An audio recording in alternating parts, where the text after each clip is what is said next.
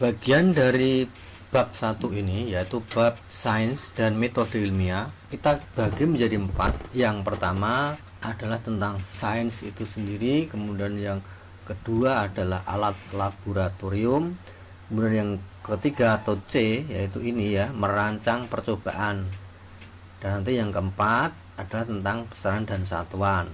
Nah sekarang kita memasuki bagian yang C ya, bagian yang ini, bagian merancang percobaan. Ilmuwan sains bekerja seperti detektif dalam hal mengamati, bertanya, melakukan penyelidikan, mengumpulkan bukti-bukti, lalu menyimpulkan. Cara kerja seperti ini disebut sebagai metode ilmiah. Metode ilmiah langkah-langkahnya ada 6 ya. Yang pertama adalah observasi, kemudian yang kedua hipotesis, yang ketiga rancangan atau merancang percobaan, yang keempat eksperimen, kemudian yang kelima mengumpulkan data, dan keenam adalah kesimpulan.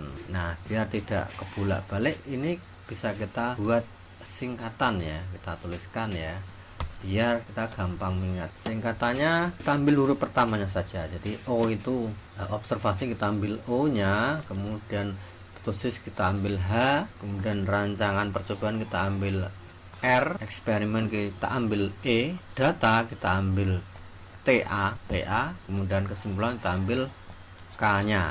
Jadi kita singkat retak, itu urutan atau langkah-langkah metode ilmiah. Sekarang kita lebih jauh supaya lebih jelas, mari kita lihat langsung ke contohnya saja ya, langsung ke contohnya. Nah ini kita ambil contoh yang pertama ya. Contoh yang pertama, seorang siswa menjumpai tanaman cabai yang tumbuh subur di dekat selokan pembuangan limbah lele. Tentukanlah langkah-langkah ilmiah untuk membuat karya ilmiah ya yang berkaitan dengan peristiwa yang dijumpai siswa tersebut. Permasalahan ini ya, permasalahan nomor 1 ini ya, di soal nomor 1 ini maka kita bisa menentukan observasi atau pengamatan objek. Jadi pengamatan objek kita isi di sini. Yang kita amati adalah tanaman cabai ya, kita ketikkan tanaman cabai yang tumbuh subur di dekat selokan pembuangan limbah lele.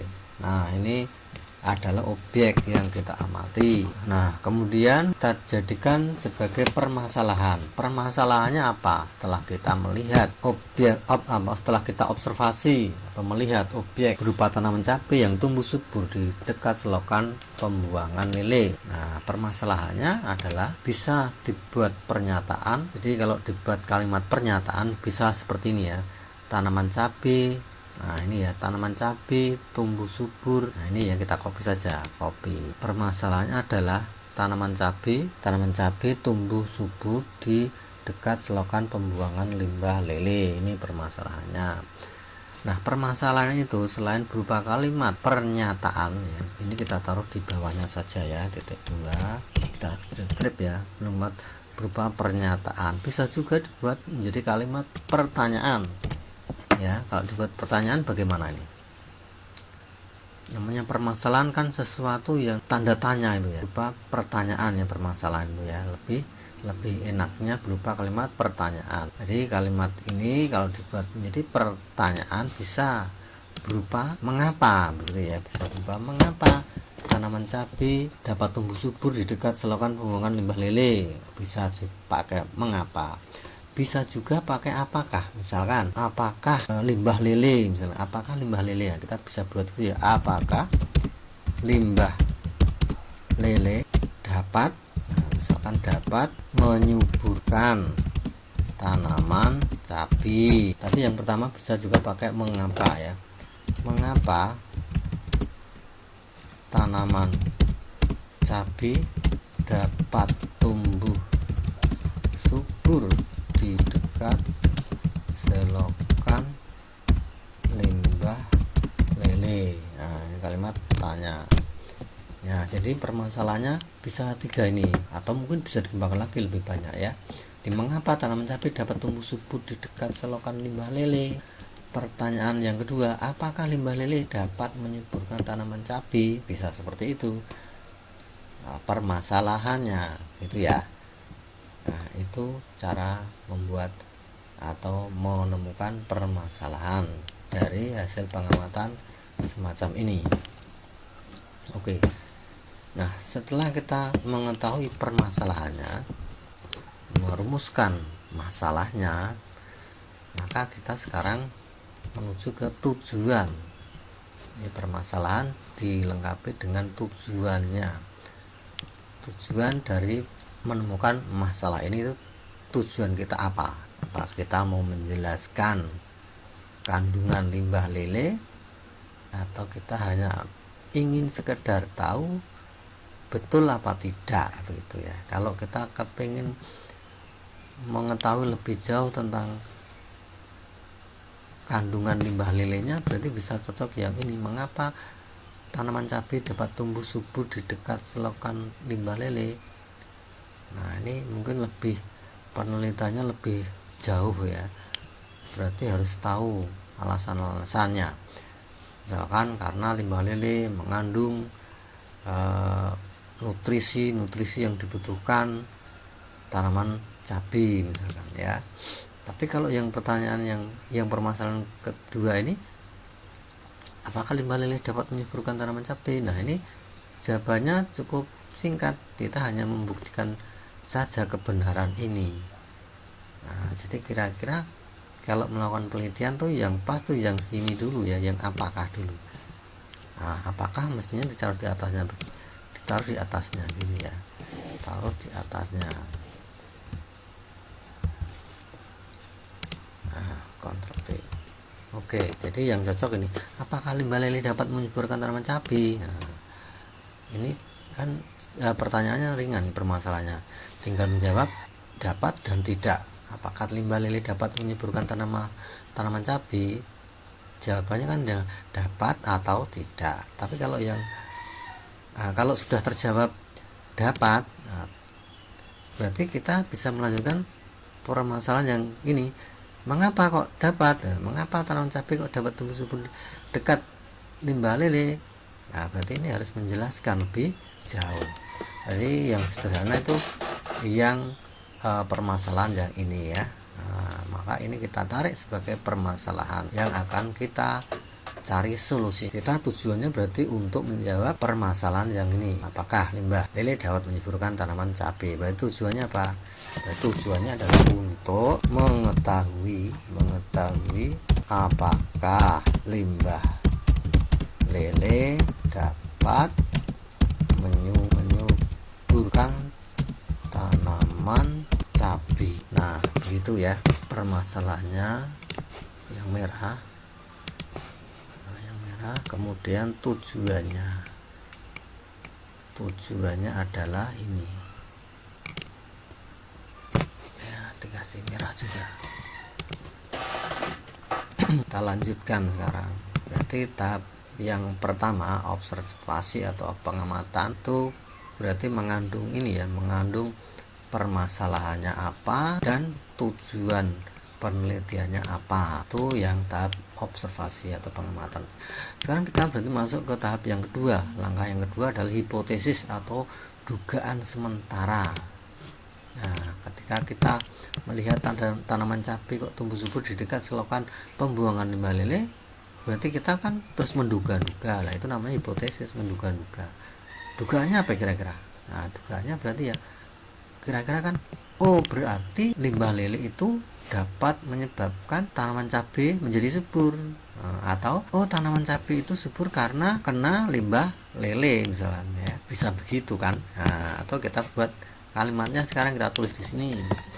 Hipotesisnya adalah, jadi kita hipotesisnya disesuaikan dengan permasalahannya. Permasalahan kan yang ini, apakah limbah lele dapat menyuburkan tanaman cabai? Nah, berarti hipotesis kita harus sesuai dengan permasalahan. Berarti hipotesisnya limbah lele kan gitu ya, limbah lele dapat menyuburkan tanaman cabai. cabai kan. Tapi baiknya hipotesis ini tidak ngawur ya, tidak sembarangan, tapi harus ada alasannya. Mungkin alasannya bisa mencari buku literatur atau melihat pengalaman yang sudah. Kalau di buku mereka ada contoh, kalau langit mendung, langit mendung dugaannya apa? Iya, dugaannya kan nanti akan hujan. Kenapa kok menduganya nanti akan hujan? Karena pengalaman yang kemarin-kemarin, misalkan kalau mendung itu hujan. Jadi harus ada alasannya gitu ya, tidak sembarangan. Misalkan ada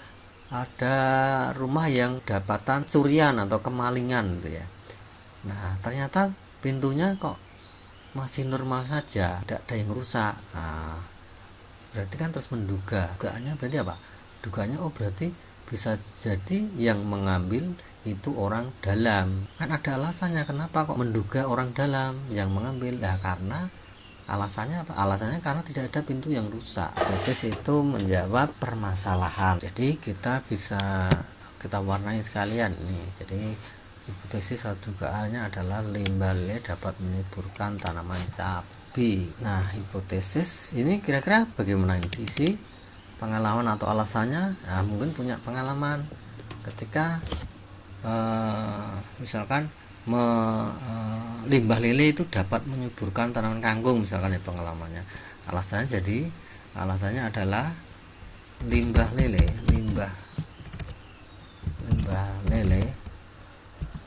dapat menyuburkan tanaman kangkung. Ini misalkan pengalaman pernah melihat seperti ini, maka ini bisa dijadikan alasan. Mungkin juga tanaman cabai juga subur karena limbah lele. Nyatanya tanaman kangkung bisa subur karena limbah lele, berarti cabai mungkin juga bisa. Jadi itu alasannya. Mungkin nanti bisa ditambah dari buku-buku bacaan atau literatur ya. Itu contohnya.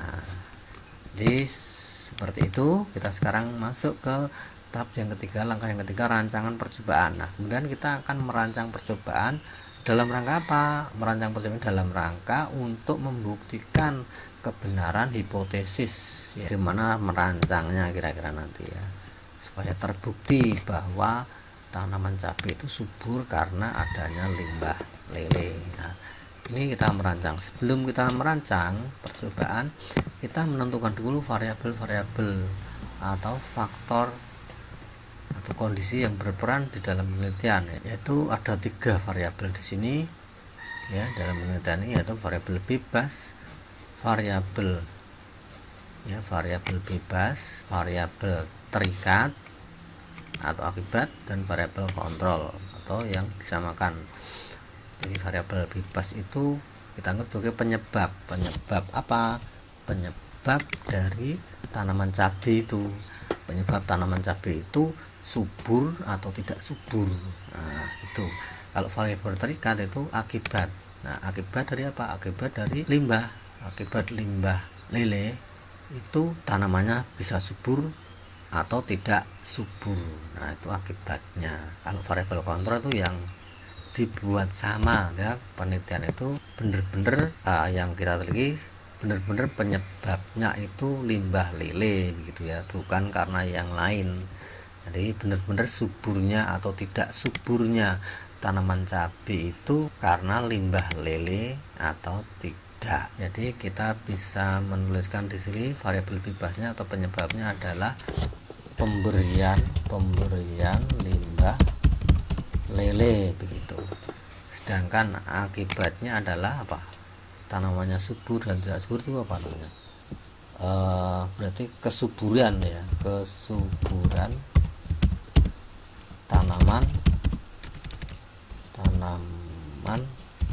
cabai. Kemudian variabel kontrolnya, sebelum kita membahas variabel kontrol, kita ke B dulu, rancangannya dulu. Nanti kita akan merancang menyiapkan 2 pot tanaman cabai dengan perlakuan yang berbeda ya.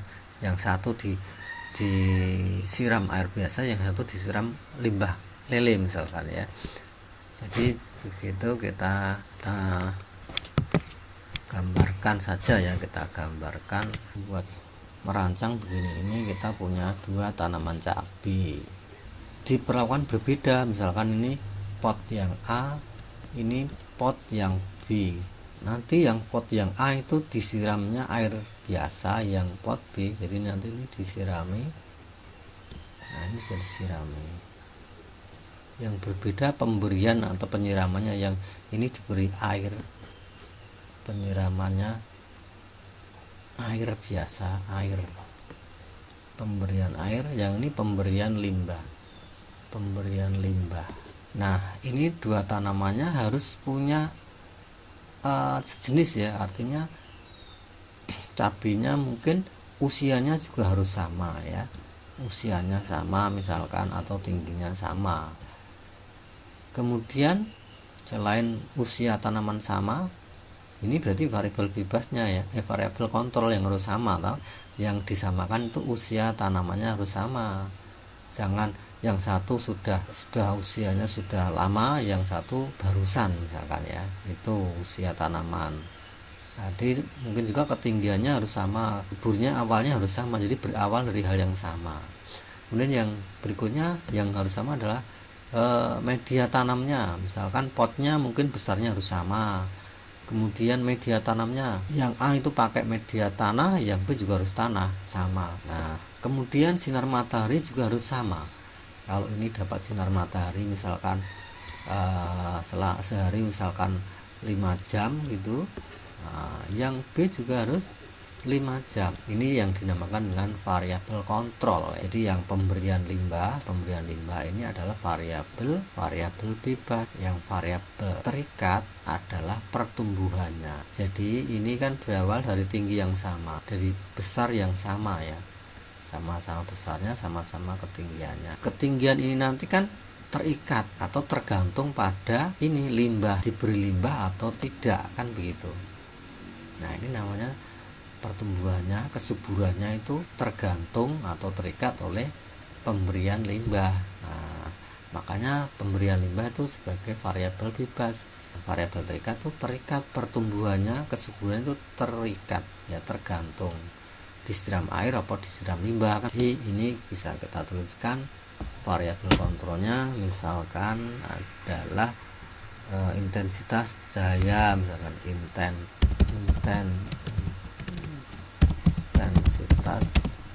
cahaya matahari. Kemudian selain intensitas misalkan media tanam ya, variabel kontrolnya. Ada lagi apa, misalkan usia tanaman sama, dijaga biar sama usianya. Tanaman yang dipakai untuk eksperimen harus sama usianya. Mungkin besarnya pot ya, atau besarnya pot juga bisa. Itu yang dinamakan dengan variabel kontrol. Kesuburan mungkin bisa diganti, biar bisa diukur itu bisa diganti pertumbuhan ya, pertumbuhan begitu ya. Pertumbuhan tanaman cabai itu terikat ya, terikat oleh pemberian limbah lele misalkan begitu ya. Oke, sekarang yang B sudah tadi ya, yang B disiram limbah, yang A disiram air biasa. Kemudian langkah berikutnya adalah eksperimen atau percobaan adalah berupa, nah eksperimen percobaan ya ini pelaksanaan ini ya, pelaksanaan dari percobaan ini ya, rancangannya kemudian dilaksanakan, itu namanya eksperimennya ya. Jadi ini di situ berupa pelaksanaan dari rancangan. Oke, sekarang yang 5, mengumpulkan atau menyajikan data. Nah, ini berupa apa? Nah, ini datanya bisa dibuat seperti ini. Dibuat data, ini objek yang diamati itu pot A dan pot B. Pot A itu tadi yang disiram, yang pot A yang disiram air biasa, yang pot B disiram limbah lele. Nah, kira-kira tingginya berapa diukur nih ya. Pot A hari ke-1 misalkan sama ya, tingginya misalkan 10 cm misalkan 10 cm. Hari pertama kan sama tentunya ya, sama 10 cm, sama 10 cm. Hari ke-15 misalkan pot yang disiram air tingginya misalkan menjadi mungkin selain tinggi juga bisa juga jumlahnya daun ya, untuk mengukur kesuburannya itu bisa selain ketinggian juga jumlah daun bisa dihitung. Sini jumlah daun saja, jumlah daun misalkan daunnya 5 daun, ini awalnya juga 5 daun, 5 daun,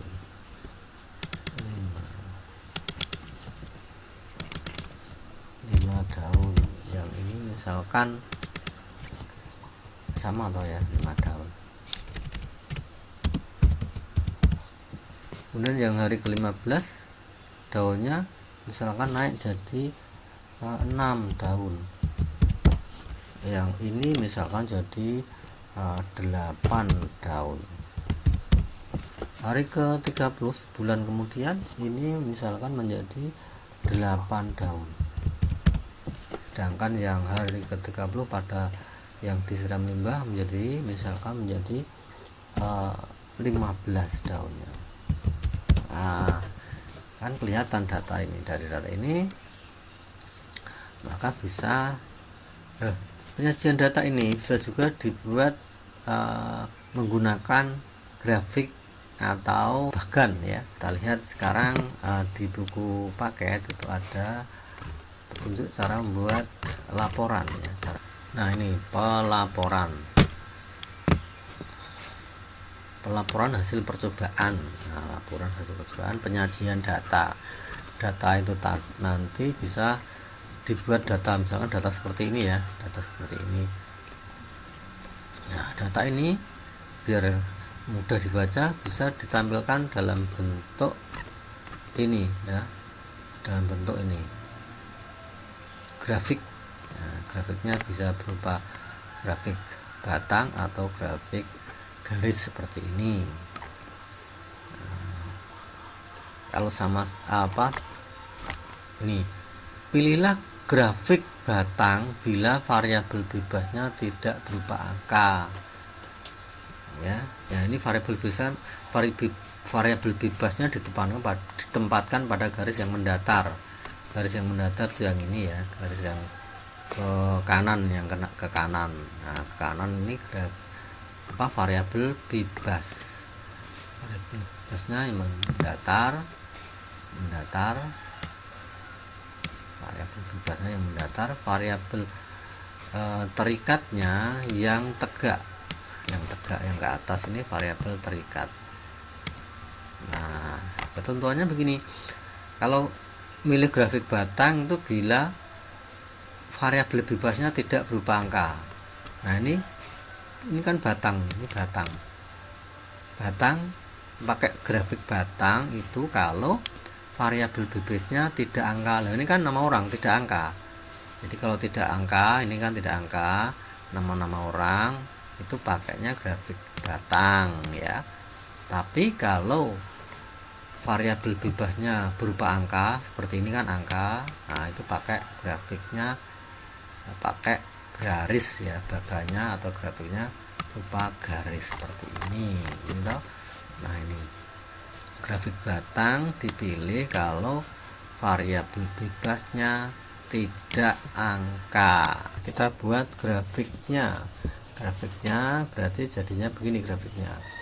Ini ke atas variabel terikat, ke samping variabel bebasnya. Ini menggunakan waktu ya, waktu pertumbuhan, maksudnya makanya ini kita anggap sebagai variabel bebasnya. Misalkan ini hari ke-1 di sini, hari ke-15 di sini, ini hari ke-1, ini hari ke-15 di sini, hari ke-30 di sini waktu ya, keterangan.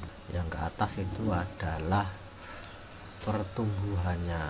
Pada hari pertama pertumbuhannya A dan B sama, kita buat karena angka ya, karena variabel bebasnya berupa angka maka berupa garis, grafiknya berupa garis. grafiknya berupa garis. Pada hari pertama sama-sama 5 daun, kita kasih di sini 5 di sini ya, misalkan 5 di sini, 5 diawali dari 5 ya, 5 kemudian 6, 15 misalkan 5 di sini, 10 di sini misalkan, kemudian di sini ada 15 begitu. Nah, kita lihat, kita berarti nanti grafiknya garisnya ada 2 garis untuk tanaman pot A dan untuk tanaman pot B. Yang A dulu kita buat. Yang A berarti posisi hari pertama 5, berarti di sini kita kasih titik di sini ya, kita luruskan dari sini. Nah, kita tarik dari 5 dan 1 kita tarik, maka di sini posisi hari pertama. Ini untuk pot A ya. Kemudian hari ke-15 posisi di 6 itu berarti di atasnya 5 sedikit. Hari ke-15 berarti posisinya di sini ya, 6 di sinilah ya, taruh di sini. Kemudian hari ke-30 ada 8 ya, berarti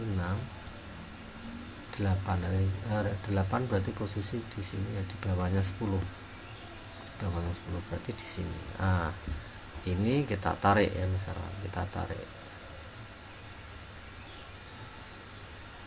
Ini grafik pertumbuhan tanaman cabai di pot A. Nah, sekarang pertumbuhan tanaman cabai di pot B, kita pakai warna merah ya, pot B. Hari pertama sama di sini, sama-sama 5 daun. Kemudian hari ke-15 6 daunnya 8, berarti 8 tuh sejajar dengan di sini ya, berarti di sini 8. Berarti kemudian hari ke-30 jumlahnya 15 daun, kita tarik dari sini. 15 itu kira-kira di sini ya. Nah, ini adalah pertumbuhan tanaman di pot B. Kita tarik garis sana kemudian ke sana. Ini adalah tanaman di pot B. Nah, ini cara membuat grafik untuk eksperimen ini ya. Jadi kelihatan bahwa tanaman di pot B mengalami pertambahan jumlah daun yang signifikan, yang lebih tinggi daripada tanaman di pot A. Ini ya, kalau mau membuat laporan berupa grafik. Jadi grafik untuk variabel bebas yang berupa angka dibuat grafik garis. Kalau variabel bebasnya berupa tidak angka ya, grafiknya berupa grafik batang. Gimana, jelas ya? Oke, sekarang kesimpulan ya. Kesimpulannya apa? Nah, kesimpulannya saya ketikkan lagi di sini. Kesimpulannya adalah ternyata ya, berarti kesimpulan tanaman cabai di pot B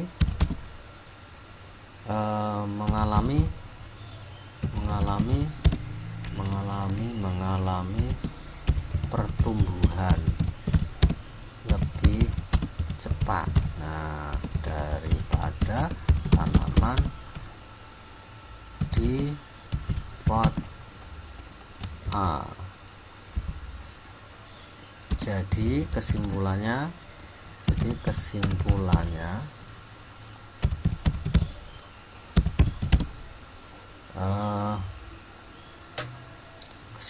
itu apa? Jawaban dari tujuan. Tujuannya apa tadi? Tujuannya kan untuk mengetahui apakah limbah lele dapat menyuburkan tanaman cabai. Berarti terjawab kesimpulan bahwa limbah lele, kesimpulannya adalah limbah lele dapat menyuburkan tanaman cabai. Oke, begitu ya. Nah, ini sudah selesai tugas kita membuat metode ilmiah